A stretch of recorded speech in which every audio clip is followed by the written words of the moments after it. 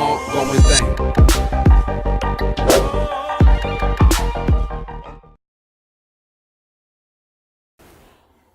자, 안녕하세요. 반갑습니다. 더 그래머러스 편입문법의 저자 강민영입니다. 계속해서 지난번에 이어서 가볼게요. 최근 4개년도 기출빈도 1위에서 12위 완전정보 그 두 번째 탑2에 대해서 공부를 할게요. 저번 거는 수동태, 탑1은 수동태였으니까 그거 보신 분들은 이어서 좀 봐주셨으면 좋겠고 못 보신 분들은 그거 먼저 보고 이쪽으로 넘어와 주시면 좋을 것 같아요. 자, 분사예요, 분사. 근데 이게 분사를 전반적인 걸 다 얘기하면은 얘가 1위에요. 근데 이제 이게 분사 후치수식만 얘기하는 거예요. 후치수식. 그게 무슨 말이냐면은 분사는 결국 형용사니까 형용사가 명사를 앞에서 꾸며주는 걸 전치수식이라 그러는 거고 명사를 뒤에서 꾸며주는 걸 후치수식이라고 하는데 이 후치수식 문제만 4년 동안 21문제가 나왔다. 그러니까 전치수식이랑 다 연결지어서 보자면 이것도 문제 수가 상당하겠죠. 어쨌든 간에 요 문제는 후치수식이 이만큼 나온 거에 비해서 절반도 안 돼요. 그러니까 여러분들이 공부를 하고자 한다면 후치수식에다가 조금 더 초점을 맞춰서 공부를 해주면 좋겠고 어쨌든 간에 같은 개념이기 때문에 비슷합니다. 자, 어떤 거냐면 명사를 꾸며줄 때 분사로서 ing냐 pp냐 요런 걸 이렇게 꾸며주게 돼요.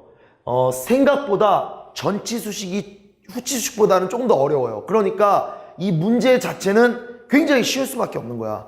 왜냐하면 보통 ing와 pp는요 후치수식일 때는 특히 더 그래. 보통 능동과 수동의 프레임으로 물어볼 확률이 매우 높죠. 그죠? 물론 능동태랑 수동태를 구분하는 건 이미 첫 번째 탑1에서 했기 때문에 그것만 알고 있으면 풀 수가 있는데 어쨌든 간에 다시 한번 설명드리면 능동태, ing는 능동태이기 때문에 아마 목적어가 나올 거예요. 뒤에. pp는 수동태이기 때문에 보통 나온다면은 전치사 플러스 명사가 많이 나오겠죠. 이런 걸 이제 부사라고 보통 하니까 부사들이 많이 나올 거야. 그러니까 딱 봤을 때 목적어 자리에도 어쨌든 간에 명사니까 명사가 바로 나오느냐 아니면 전치사 플러스 명사가 나오느냐 여기에 따라서 ing, pp를 구분하는 요 문제가 거의 대부분이라고 보시면 됩니다. 거의 대부분. 물론 이때는 전제 조건이 하나 있어요. 목적어의 유무를 판단하라. 능수동 프레임에서는 가장 중요한 게 목적어의 유무인데 이때는 요 전제 조건이 뭡니까? 타동사여야만 하죠. 타동사여야 목적어가 나올 수 있으니까 이거 이미 수동태에서 했었어. 그죠? 탑1에서 했었으니까 그거 여러분들이 꼭 봐주시면 능수동 프레임은 그렇게 어렵지 않아요. 문제가. 됐죠? 어찌됐든 간에 타동사일 때는 목적어의 유무로 풀면 되는데 대부분의 문제가 타동사일 거고요. 그런데 불안하단 말이야. 만약에 자동사면 어쩔 거냐 이거야. 자동사라면 이때는 당연한 얘기지만 얘는 목적어를 못 갖고 오잖아. 그러면 충분히 자동사일 때는 ing가 붙어도 충분히 뒤에 명사가 아닌 전치사 플러스 명사 나올 수도 있잖아. 얼마든지. 그죠? 그렇기 때문에 혹여나 타동사라면 충분히 목적어의 유무로 풀 수 있지만 자동사라면 어쩌죠? 라고 생각이 들 경우에는 저번에도 한번 얘기한 적이 있죠. 능수동의 프레임은 목적어의 유무로 풀어도 괜찮지만 누구로 풀어도 좋다고. 주어와의 관계를 봐야 된다고.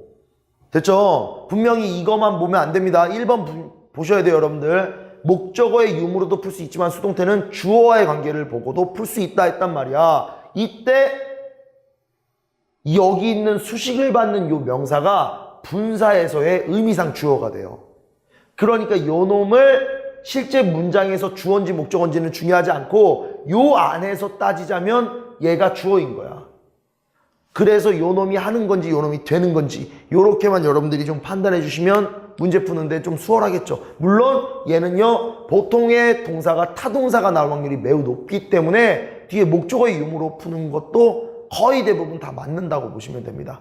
오케이. 자, 그래서 그런 문제들만 풀면 되니까 그렇게 난이도가 높지는 않다. 의미상의 주어와의 관계를 보고도 풀 수 있지만 충분히 목적어 유무로도 풀 수 있는 문제들이 거의 대부분이기 때문에 자, 그래서 몇 개의 문제만 조금 볼게요. 한 2개만. 자, 요렇게 기출이 됐다. 기억해 주시면 되고요. 자, 그러면 이제 중앙대학교 2015학년도래요. 최근 것도 뒤에 있으니까 한번 가보겠습니다. 자, 보일이라는 사람의 실험적인 논문이라는 것이 얘가 주어겠네요. 나돈니 들어갔네요. 그 다음에 이게 동사겠죠? 이 실험적인 논문은요, 공식화했을 뿐만 아니라 이 말이야. 그럼 뭐를? 자,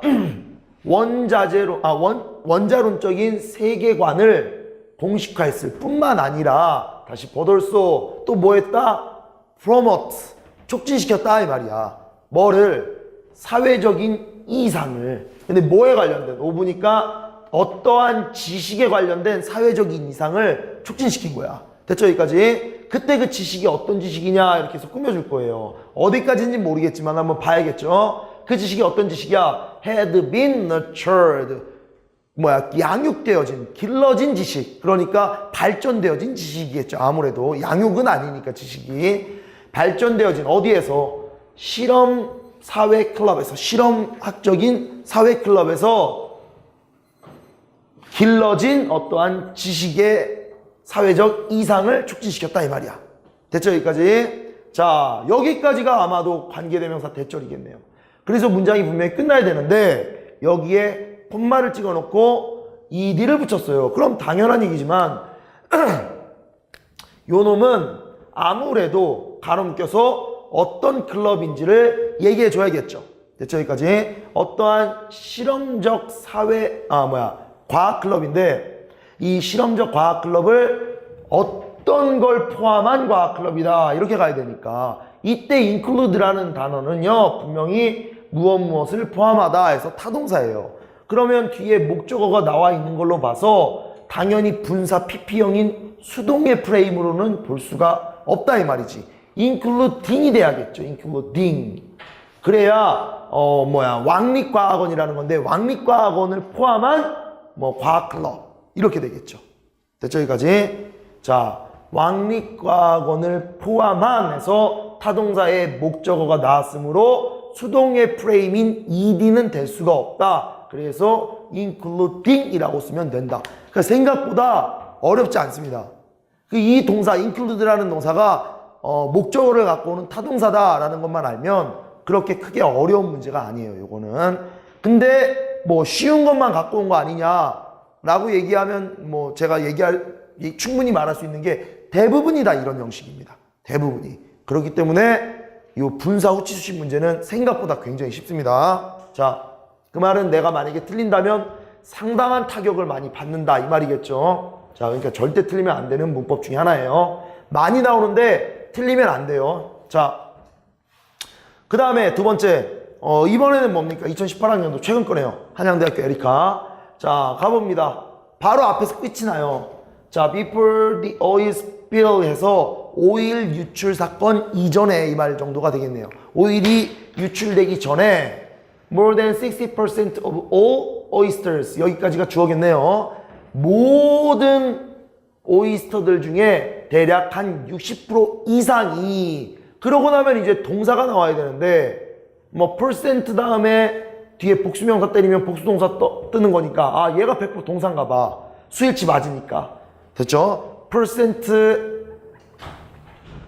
of 단수명사일 때는 단수동사로 가고 복수명사일 때는 복수동사로 간다. 이거 일종의 부분 오브 전체죠. 수일치 전체한테 맞추는 거. 됐죠? 여기까지. 어쨌든 간에 그렇기 때문에 누가 봐도 workut가 동사예요. 모든 글들의 60% 이상이 잡혔다 이 말이야. 걸프만에서 멕시코에 있는. 됐죠? 여기까지. 이때 그럼 자연스럽게 harvesting부터 waters까지는 오이스터를 꾸며줘야 될 거예요. 아니야. 당연히. 그죠? 그러면 모든 굴인데 어떤 모든 굴이야? 수확한 모든 굴이야. 이럴 때 harvest는 수확하다기 때문에 얘도 마찬가지로 무엇을 수확하다 타동사예요. 그죠? 그렇기 때문에 목적어가 나와야 된단 말이야. 근데 목적어가 안 나왔어. 됐죠? 여기까지? 그래서 누가 봐도 얘는 ed를 써야 되는 게 정상이거든. 그런데 나는 의심이 좀 많단 말이에요. 충분히 의심할 수 있죠. 뭘? harvest라는 단어는 당연히 자동사로 보는 친구들도 있을 거라고. 추수하다 이렇게 해가지고 그냥 자동사로서 쓰는 거 아닙니까? 라고 얘기를 한다면, 즉 내가 이게 자동사인지 타동사인지 아리까리하다면, 이 동사가 그렇다면 뭘 보라고? 그럴 때는 목적어의 유무가 아닌 주어와의 관계를 보라 그랬죠? 그때 그 주어와의 관계할 때 분사의 의미상의 주어는 누구다? 분사의 의미상의 주어는 바로 수식을 받는 요 명사가 의미상의 주어가 된다. 됐죠? 분사의 의미상의 주어는 수식받는 명사다. 이거 굉장히 중요한 개념이야. 자, 그렇기 때문에 이 harvest의 의미상의 주어는 oyster, 굴이네요. 굴. 됐죠? 여기까지? 그러면 굴은 수학을 하는 입장이야? 수학되는 입장이야. 당연히 굴의 입장에서는 수학이 되는 거겠죠. 우리가 굴을 수학하는 거겠지. 그러니까 수동의 프레임이 맞구나. 그래서 harvesting이 아니라 harvested로 가야 되는구나. 무슨 말인지 알겠죠? 어렵지 않습니다. 됐죠? 동사를 모를 경우에는 뜻만 알아야 돼. 물론 저는요 동사 뜻도 모르는데요. 그럼 분사 문제를 풀 수가 없죠. 능동수동태 아싸리 그 해석이 안 되는데. 됐죠? 그렇기 때문에 일단 뜻은 알고 있고 내가 이게 자동사인지 타동사인지를 모를 경우에는 주어와의 관계만 따지면 되는 거야. 됐죠? 그 분사의 의미상의 주어는 수식을 받는 명사가 의미상의 주어가 된다. 이 프레임만 명확하게 머릿속에 두고 있으면 됩니다. 됐죠? 그래서 굉장히 긴데 바로 앞에서 끝이 났네요. 다 해석이. 어쨌든 간에 해석은 뒤에 나와 있고요. 공부를 하는 친구들은 잠깐 멈췄다가 이 해석까지 쫙 보시고서 이제 공부해 주시면 좋겠죠? 요렇게. 됐죠? 자, 됐습니다. 자, 그러면 오늘은 문제풀이 여기까지만 하고요. 생각보다 분사 문제는 쉬워요. 두 가지만 기억하면 됩니다. 일단 분사는 ing, pp, 보통 능동수동태 프레임으로 푼다. 능동수동태 프레임일 때는 뒤에 구조에 목적어가 있냐 없냐를 일단 따지면 되고요. 간혹 내가 이 동사가 자동사인지 타동사인지 잘 모르겠다, 또는 목적어가 두 개인 사형식 동사일 때는 수동태여도 분명히 목적어 하나 남을 수 있잖아요. 그죠? 그런 경우에는 어떻게 하냐? 이럴 때는 의미상의 주어와의 관계를 따져라. 이 두 가지만 머릿속으로 기억하시면 됩니다. 지난번에 1과 굉장히 비슷하죠. 제일 처음 거. 그지? 탑 1과 수동태 파트랑 굉장히 비슷하기 때문에 그 수동태 파트의 어떤 그 이론이 완벽하게 여러분들 입장에서 돼 있다면 분사 파트는 굉장히 쉬운 파트가 될 거예요. 절대 틀리지 않을 겁니다. 자, 됐습니다. 오늘은 여기까지 하고 다음 시간에는 이제 넘버 3 갈게요. 자, 여기까지 하겠습니다. 다음에 뵐게요.